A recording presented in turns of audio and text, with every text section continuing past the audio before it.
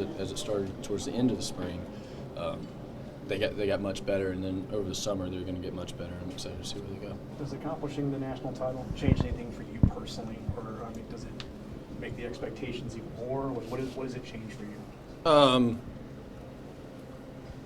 Well, I'm a self-motivator, I guess. So I want to win every single time. So that doesn't change anything as far as what we want to accomplish this year. So I'd say nothing. What is it about tight ends, and you in particular, tight ends have gotten busy since you've kind of been at the controls? Is that a function of Stetson Bennett and what the offense looks with him, or the function of tight ends and that Georgia has on their roster? I don't know. I throw it to the guy who I see is open on that play, and they happen to be open a good bit. So. How have you seen Carson and Brock kind of develop from when they got on campus to now? Carson's been here 3 years now, so he's an old guy now. So, and Brock's still learning and still getting the playbook, and infinitely better than he was this time last year. And I thought he played really well today. Had a few runs I was jealous of, but both of them are doing really well. This is only a spring game. Kirby already seems to have this sort of game face on in terms of being serious and stuff. Did he seem the same to you today in the spring as he is if this was the fall or pre-fall? No, not at all. Did he seem goofy? No? He didn't seem goofy, but he didn't have a team, and he didn't have he was standing back there talking to SEC Network or whoever that was, and so no, he wasn't the same. He talked to us before the game, talking about how he expected us to be, and I felt the same way, but no, it wasn't the same as if we were playing Florida. Did there seem to be a level of importance? Oh, 1,000%. Yes, yeah, yes. That was instilled for sure. Yes. To you too? Oh yeah, 1,000%. Yeah. Beyond the steak and lobster thing, Yeah. Every time you're out here, you get to play in front of however many people are here today, and you get to play on Sanford Stadium. I try to press upon the young guys today. I try to be like, hey, this is a big deal. I know you don't think about it right now because you think you got everything in the world in front of you, but one day this is going to be over, and so cherish it and go play ball, and don't disrespect it by not playing the best you can. So. Yeah. Who's funding that, by the way? Who's funding what? Steak and lobster. Oh, that's not me. Stetson, what do you think about the way Reed played? I know he has had to overcome a lot. Mm-hmm. And then he comes out here, he threw a touchdown throw, and had a big catch there set up a game-winning field goal. Yep. His progression and seeing him perform like that, what's that like for you to see? Yeah, it's awesome. Like I said, he loves football.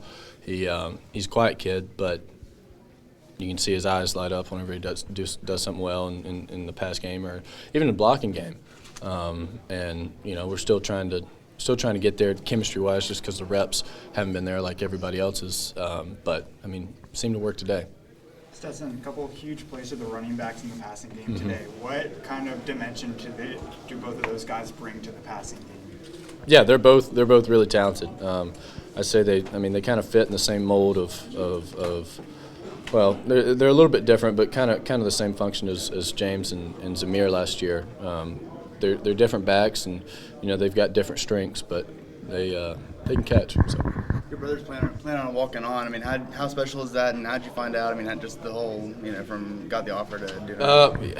Well, he, we're super pumped. That was pretty cool. Just, we're pretty close, and he's always played with this twin Knox, and I've never been able to, just simply because of the years in between and all that stuff, and then COVID hit, and we saw that there was an opportunity there, and so, all right, well, come on, let's go do it. And so it's gonna be really cool. Stetson, throughout last season, Coach Smart emphasized that success comes to those who are too busy to be looking for it.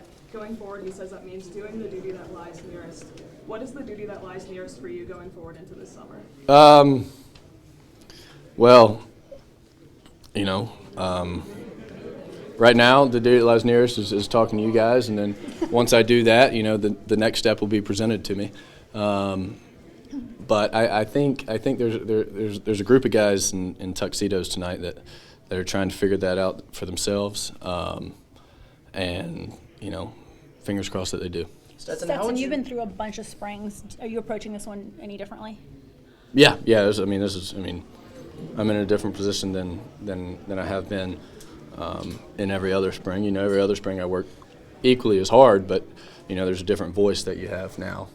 So I'm trying to use that voice a little bit more. With that voice, how do you think Carson is doing? With that voice? With your voice, speaking on his behalf, how do you think he's doing? How did he do throughout the spring? I think he's doing really well. He played well today. He's played well the whole spring. Stetson, how would you rate your performance today, and how do you think some of the other younger guys played, like Carson and Brock? We started off, went right down the field. It's a weird dynamic with the flip flop and the changing up. Because all the quarterbacks need to get reps, and there's not really that many reps to go around. So it kind of switched up momentum and comfort and all that stuff. And but overall, not awesome, but some awesome moments. So I think all in all it was good, and we won. So if you can overcome those faults and still go down there and win it at the end, then you've done well. When you talk with young guys that are getting recruited to come here or wherever, what do you say from your perspective about what they should be looking at for each school? Because you've won a national championship now. Your path was a little different than everybody else's. What's your perspective for guys who are looking at things? There are some big name guys out there, and there are always going to be big name guys out there. What do you think about telling them when they ask you questions? What to look for in a school? Yeah, how do they make the right decision? Well, I try not to. It's hard to give advice on the unknown, and so I don't. The advice I give is not what to look for in a school. That's up to them. They're gonna pick that. My advice is once you get there, you're there. So figure out how to be the best player you can be, how to help the team the most. If you're a skill guy or somebody who can play special teams, you better go play special teams your first year. If you're a quarterback, you better learn playbook immediately. Just all the things that'll get the coach's attention. Be first in line, work hard, be early, be late. Stay late. Yeah. Well, yeah. Gotcha. Sorry. Yeah. So yeah.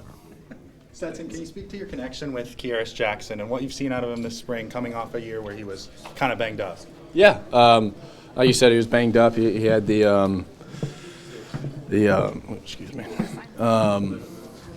Just those issues that he had last year, and so that was difficult for him. But he's coming back this year, and he's got that veteran presence. He's strong. He's fast. He made a great play on the last one, set up the field goal, adjusting, and he came up to me. He's like, "Yeah, I played baseball back in the day, so I can track it like a center fielder." And I told him he probably wasn't that good at it, but he's consistent. You know what he's going to do. He knows the playbook. He's a good route runner. He's got strong hands, and he loves football. So that's pretty much all you can ask for. Can you describe the pressure of being the quarterback at Georgia? How do you put that into words? No, but everybody's got pressure. My mom had to watch my little brother's baseball game last night. Drive up here last night. I was already asleep by the time she got here. She had to drive my little sister down to Macon before the game. Drive back up here to watch. She's got to drive to Atlanta to pick up my little brother, who's flying down from New Hampshire to go to Easter tomorrow. Drive back, and then we're heading to Easter tomorrow. So, there's pressure everywhere. Do more people watch me? Yeah, but I don't think about them because, if you're worried about them, you can't be doing as well as you can be in the here and now. So, I signed up for this. I'm good enough to do this, and so really all it comes down to is will you put the work in to be prepared. The pressure doesn't really factor into it. Stetson, going into this final season, every quarter besides the fourth quarter, how would you describe your fourth quarter strategy offensively going forward? Can you repeat that? You had a touchdown pass in every quarter besides the fourth quarter. How would you describe your fourth quarter strategy offensively going forward? Oh, well, I got the ball. We had the ball twice. I threw a pick, and then we got the ball with like a minute left, and all we needed was a field goal. So, I don't know. It's a different game. Strategy-wise, I think it was the same, besides the 2-minute stuff. Stetson, going into this final season for you, what does accountability look like for yourself, for your teammates, and going to leadership positions and stuff like that?